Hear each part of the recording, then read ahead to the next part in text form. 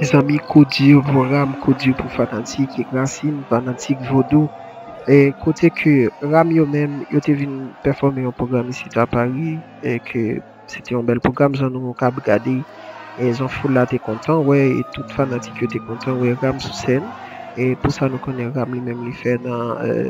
milieu musical, là, et surtout dans Bar Racine, et pour tout vaudouisant, et que nous connaissons qui ça Ram lui-même, il voulait dire. Ma pas annoncer nous que Richard Moss lui-même,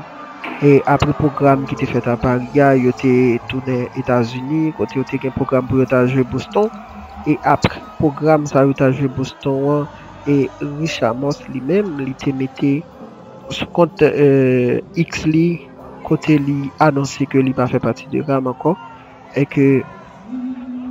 RAM pas existé encore, et côté lui remercier et l'Unise, il dit que c'est une chanteuse qui connaît qui plus fort dans cause musicale et en Haïti surtout dans cause carnaval nous connaît qui ça Ram lui-même lui veut dit là nous dit Ram dans cause carnaval nous dit un paquet de bagailles et que la performance était vraiment belle ici à Paris et Boston aussi c'était une très belle performance et en nous suivre en nous font fournir j'ai regardé sous poste et ça que Richard Moss lui-même lui fait et que Ticket Magazine lui-même il était arrivé post Richard Moss là aussi en nouveau j'ai nous regarder.